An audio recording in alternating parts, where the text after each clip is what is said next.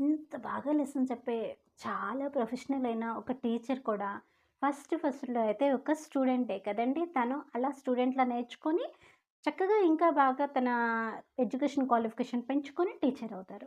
ఒక విన్నరు అంతకుముందు డెఫినెట్‌గా ఫస్ట్ లూజర్ అవుతాడు. తర్వాత మాత్రమే ఎందులో అయినా ఒక దానిలో గెలవగలుగుతాడు. ఇవాళ రోజున అతను చాలా ఎక్స్‌పర్ట్ అని అనుకున్న వ్యక్తి కూడా ఒకప్పుడు అతను ఏంటి అంటే ఒక బిగినర్ మాత్రమే. ప్రతి వాళ్ళునండి ఎవరైనా సక్సెస్ అయినా లేదు మన ముందు వాళ్ళు చాలా గ్రేట్‌గా అనిపించినా వాళ్ళకి ఆ సక్సెస్ అనేది ఎప్పుడు కూడా ఒక్క రోజులోనో, ఒక నెలలోనో అలా వచ్చేసేయలేదు. ప్రతి వాళ్ళు కూడా వాళ్ళ సక్సెస్‌ని వాళ్ళు కొంచెం కొంచెంగా నేర్చుకుంటూ ఎదుగుతూ వెళ్లారు. కాబట్టి అలాంటి వాళ్ళని చూసి మనం అసూయపడడం కన్నా వాళ్ళు ఏ మార్గాన్ని అవలంబించారు, వాళ్ళు ఇంత సక్సెస్ అవ్వటానికి ఎంత కష్టపడ్డారు అని మనం కానీ ఆలోచిస్తే మనం కూడా అదే బాటలో వెళ్ళొచ్చు. అండ్ చాలా బాగా మోటివేట్ అయ్యి మనం కూడా ఒక లక్ష్యాన్ని పెట్టుకొని దాన్ని సాధించవచ్చు. ఏమంటారు?